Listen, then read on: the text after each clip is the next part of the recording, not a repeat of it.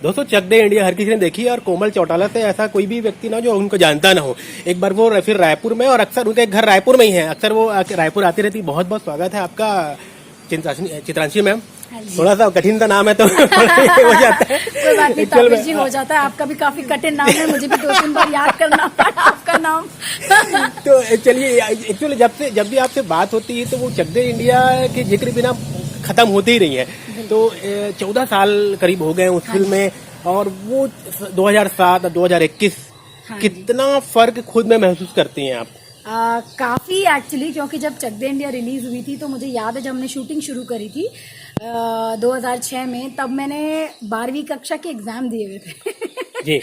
तो उस वक्त मैं टेक्निकली बहुत, मतलब I was a kid only, बच्ची थी मैं, तो कुछ उतना दुनिया का और उस चीज़ का कुछ भी एक्सपीरियंस नहीं था। पर आज मुझे लगता है कि मैं अपनी खुद की लाइफ में बहुत ज़्यादा इवॉल्व हूँ, बहुत सारी नई चीज़ें मैंने सीखी हैं। ज़िंदगी का कह सकती हूँ कि इतने सालों में कुछ तजुर्बा हुआ है कि एक सोच समझ हर चीज़ अपने तरीके से अपना ओपिनियन रखना आता है। और एक और चीज़ बहुत अच्छी भी, क्योंकि काम के सिलसिले में इतना मुझे ट्रैवल करने मिलता है, तो नए नए लोगों से मिलना, उनके साथ बात करना, उनके बारे में जानकारी होना। क्योंकि कभी कभी क्या होता है, कलाकार जो होता है हमेशा अपने बारे में सोचता है, बट मुझे ऐसा लगता है कि एक अच्छे कलाकार होने के लिए आपको ये जानना ज़रूरी है कि आसपास के जो लोग हैं उनको ऑब्जर्व करना ज़रूरी है, उनके बारे में जानना भी बहुत ज़्यादा ज़रूरी होता है। तो उस चीज़ का मुझे लगता है कि जो परसेप्शन ऑफ लाइफ है वो काफ़ी चेंज हुआ है। पहले सब लगता था हम ही हैं, अब लगता है कि अच्छा आप भी बोलो हम भी सुनेंगे। सही है। देखिए, भले ये 14 साल की मुद्दत है, लेकिन जो यादें हैं वो मैं समझता हूँ जब तक आप रहेंगी, ये दुनिया रहेंगी, वो हमेशा यादों में वो फिल्म रहेगी। तो उसके बारे में और भी हम जानना चाहेंगे। कोई ऐसी बात जो आपको हमेशा याद आए, और कभी आप निराश हो तो वो चीज याद आपको आ जाती होगी, तो फिर आप ऊर्जा से भर जाती होंगी। अरे चक दे की तो खैर बहुत सारी मेमोरीज हैं। किस्मत बहुत अच्छी है और बहुत अच्छे दोस्त बने उसमें, क्योंकि जितने भी सारी उसमें लड़कियां थे उन सबसे मेरी बहुत अच्छी दोस्ती है, बहुत हम लोग क्लोज हैं। तो हम कभी मिलते हैं पूरे थ्रू आउट द लॉकडाउन। सारी लड़कियां काफ़ी टच में थी, एक दूसरे का बहुत सारा हम एक दूसरे को दे रहे थे। तो पता ही है लॉकडाउन बहुत डिफिकल्ट रहा है सब लोगों के लिए, तो दोस्तों का इतना करीब होना, एक दूसरे का सहारा बनना, वो बहुत अच्छा था। और वो तभी हो सकता है जब आपकी एक बहुत अच्छी बॉन्डिंग हो और आपने कुछ एक ऐसा काम किया हो जिसमें आप जिंदगी भर के लिए आपकी दोस्ती हो गई है, सहारा बन गया है। तो उनसे हर रोज बातचीत हो तो उसमें कभी, ऑफ कोर्स ये तो बात है कि चक दे का जिक्र चले, कभी इसके जोक्स चल रहे हैं, कभी कुछ नई नई कहानियां उभर के आ रही हैं, क्योंकि कोई दूसरी लड़की का किस्सा तो हमें आज पता चल रहा है। तो ऐसे ही बड़े सारे किस्से थे उसमें से। आई मीन ऑफ कोर्स बात तो ये है कि शाहरुख सर की बात हमेशा याद रहती है। तो हम जब भी जिक्र होता है तो उनकी एक बात हमें बहुत अच्छे से याद रहती है। जब हमने पहली बार अपना रीडिंग किया था, टेबल रीड, तो शाहरुख सर आए थे और उन्होंने अपने डायलॉग्स पढ़े और हम सारी लड़कियों ने अपने डायलॉग्स पढ़े। तो उन्होंने एक बहुत अच्छी बात करी थी जो उस वक्त समझ में नहीं आई, पर आज समझ में आता है कि उनका मतलब क्या था। तो उन्होंने कहा था कि तुम सारी लड़कियां बहुत नई हो, तुम पहली बार ये काम कर रही हो, मुझे 25 साल हो गए हैं, मैं उसी तरह का काम कर रहा हूँ, उसी तरह की एक्टिंग कर रहा हूँ, पर तुम लोग जो नए आए हो, नया परसेप्शन, नई एक सोच और धारणा लेकर आए हो, तुम लोगों से मैं बहुत कुछ सीखूंगा। उस वक्त नहीं समझ में आया ये पर आज क्योंकि मैंने भी इतनी सारी फिल्में कर ली हैं तो आज मुझे समझ में आता है कि कितना ज़रूरी है जो चीज़ आपने सीखी है उसको दोबारा छोड़ के कुछ नया सीखना। आई थिंक वो एक बहुत अच्छी सीख आज समझ में आती है, आज उसका इम्पोर्टेंस आता है। तो मतलब काफ़ी उस तरीके का माहौल। देखिए, अभी 2 बार आप बहुत चर्चा में रही। एक तो आपका जब वो एक हॉट अवतार आया था, और काफी, उसके बिना हम आगे बढ़ भी नहीं सकते। और उसके बाद अभी जो जीन्स पे आपका ट्रोल हुआ, मतलब उसमें एक कहना चाहिए संयोग ऐसा हो गया कि उसमें भी आपको काफी चर्चा में रही। दोनों के बारे में थोड़ा थोड़ा मुझे आपके यार देखो, ऐसे तो पहले तो लोगों को लगा कि मैं हॉट हो गई, ऐसा तो नहीं है, मैं तो पहले से ही हॉट थी, ऐसा मुझे लगता था। ऐसा मुझे लगता था। देखो, हर इंसान अपने आप को एकदम तुर्रम खाई समझता है ना, तो मैं भी अपने आप को, बट आई थिंक क्योंकि चक दे में मेरा रोल वैसा था, छोटे बाल और थोड़ा कलर उसमें, हमारा धूप में हॉकी खेल खेल के कलर डल हो गया था, और आप 12वीं कक्षा में थे तो प्यूबर्टी तो हिट करती है आपको। तो आई थिंक वो बहुत ही नॉर्मल ट्रांजिशन था, बट बाकी लोगों के लिए बहुत, मतलब आप बिलीव नहीं करेंगे, मुझे काफी चक दे के काफी टाइम तक लोग ये बोलते थे कि अरे आपके तो बाल लंबे हो गए। मैंने बोला यार चक दे को 4-5 साल हो गए, लोगों के 1 साल में बाल तो लंबे हो जाते हैं, मेरे तो 5-6 साल हो गए, अब तो बढ़ेंगे मेरे बाल।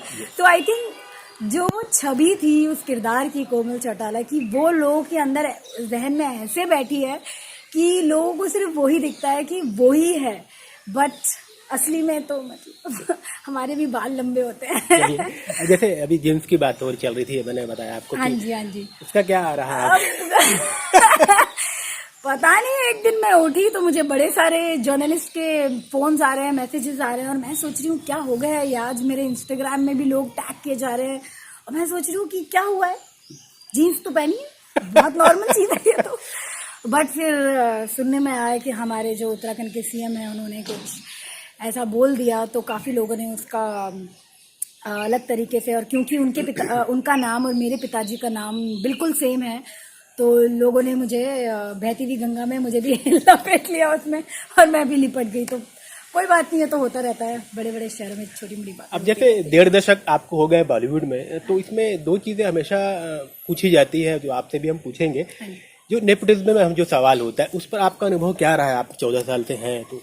देखिए, अब ये नेपोटिज्म तो है, ये हम सभी को पता है, ये तो देखो फैमिली में भी होता है, अगर लोगों के बिजनेसेस हैं तो हमेशा प्रेफर करेगा कि हमारे किसी जानने वाले को मिले, इसलिए मतलब जैसे कहते हैं ना, इंडिया में हर चीज़ जुगाड़ से चलती है कि भाई ये मेरा भाई का बेटा है, ये मेरा चाचा का बेटा है, इसको कुछ करवा दो, इसको कुछ करवा दो। तो I think it's a very similar thing in Bollywood also, कि ऑफ कोर्स ये एग्जिस्ट करता है, इसका ब्रंट हमें करना पड़ता है कि अगर होते हमारे भी कोई जानने वाले तो कुछ नहीं है, ईजी एक्सेसिबिलिटी हो जाती है। बाकी तो देखो आई थिंक सबको अपना जो टैलेंट है वो प्रूव करना ही पड़ता है, बस फर्क इतना होता है कि आपको प्रूफ करने तक का जो आपका सफर है, कि आपको मौका दिया जाए कि आप प्रूव कर सको, वो बहुत डिफिकल्ट हो जाता है अगर आप इंडस्ट्री से नहीं आते हो।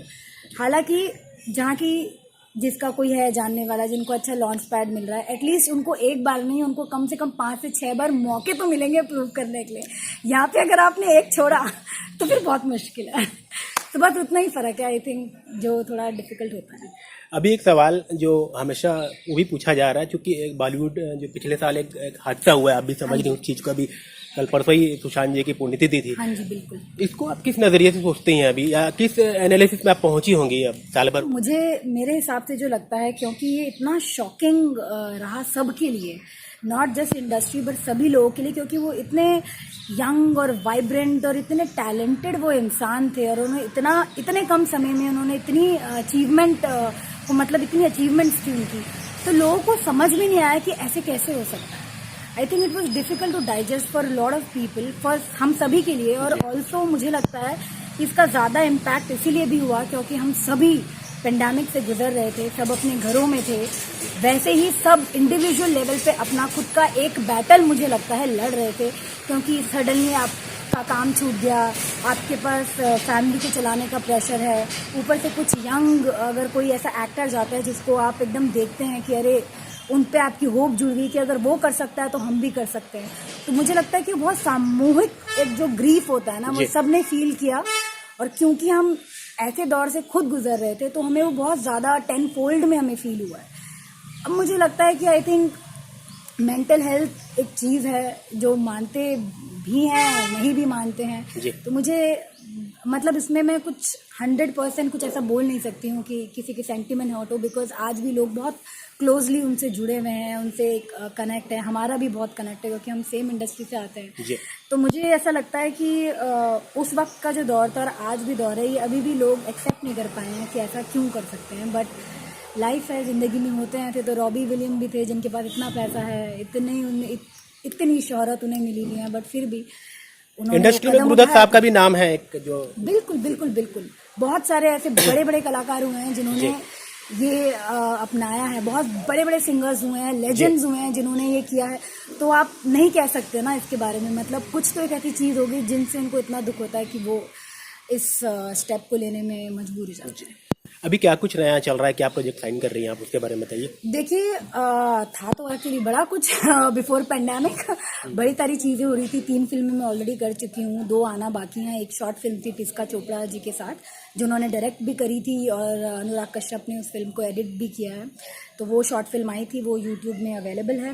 रूबरू का उसका नाम है, और 2 मेरी फिल्में हैं जो पोस्ट प्रोडक्शन में हैं, जो अगर ये पेंडेमिक खुले तो हमारी फिल्में रिलीज होंगी और हमें और काम मिलेगा होपफुली। मैं अभी लुक फॉरवर्ड कर रही हूँ कि वेब शोज़ हैं जिनको मैं चाहती हूँ करना, और मेरी है टीम जो बहुत पैसे हम लोग कर रहे हैं काम। सो आई थिंक जैसे ही थोड़ा सा मुंबई में शूटिंग का माहौल खुलेगा तो हम भी काम कर रहे होंगे।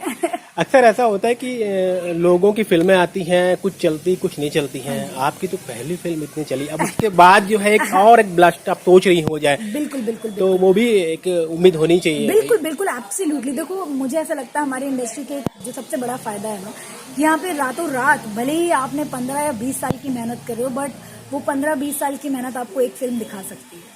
आपको वो एक मौका चाहिए, तो मुझे लगता है कि वो मौका हर एक्टर को मिलना चाहिए।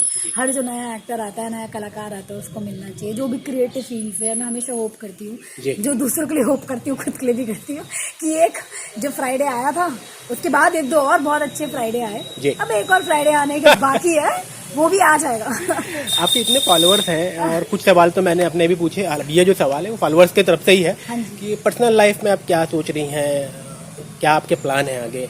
पर्सनल लाइफ में खाओ पियो मस्त रहो यार। देखो अब मुझे लगता है इस पेंडेमिक ने अगर कुछ सिखाया है तो प्लानिंग करने का कोई फायदा तो है नहीं। देखो जी। मेरा मतलब आप समझ रही थी, मैं मतलब 1 से 2 की वाली बात थी मेरी। अगर 2 होती तो फिर 3 का पूछता। ये सवाल यही था एक्चुअल में। नहीं मैं समझ गई थी, पर मैं डाइवर्ट करना चाह रही थी। हाँ, मैं समझ, इसीलिए मैं थोड़ा सा मुद्दे पे फिर आ गया। इसका जवाब आपको खुल के देना चाहिए। कमाल के इंसान हो तो आप। Thank you. नहीं देखिए, वो भी है, वो भी हो जाएगा, जब होगा वो सबको पता चलेगा। जब स्टारडम मिल जाती है किसी भी फिल्म के स्टार को, तो कई मामले में उसको और भी सरवाइव करना होता है, क्योंकि आपको जब एक फिल्म मिली, हिट हो गई, उसके बाद की जो फिल्म है थोड़ा सा वो लेट मिली। ऐसा नहीं कि कंटिन्यू ऑफर लग गई हो, तो वो जो बीच का गैप है वो आपने कैसे सरवाइव किया और कैसे उसको बिताया होगा?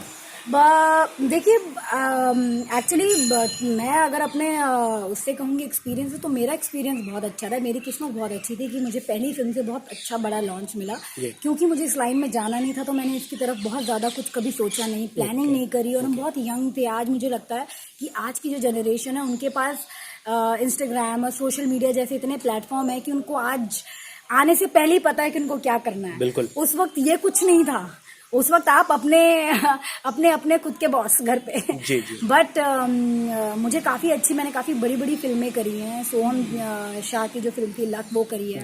फैशन प्रियंका चोपड़ा के साथ करी है, मिथुन दा के साथ काम किया है। तो मेरी किस्मत मुझे लगता है बहुत अच्छी रही है, बहुत अच्छा काम किया है मैंने। थिएटर में मेरा काफी लाइव शोज मैंने काफी 5-6 सालों से कर रही हूँ, जिसमें मैं कमर्शियल थिएटर करती हूँ। तो ऐसा नहीं है, काफ़ी रहा है, बट येस मैं समझ सकती हूँ कि आप किस तरीके से सोच रहे हैं, क्योंकि ये हमेशा से एक स्ट्रगल नहीं कहूँगी, ये लाइफ का एक पार्ट है। आपको हर उसमें, क्योंकि 9 to 5 जॉब तो है नहीं है यहाँ पे। तो ये है कि आपको आज काम किया, हो सकता है कि 1 महीने बाद भी काम मिल जाए, हो सकता है 1 साल बाद मिले।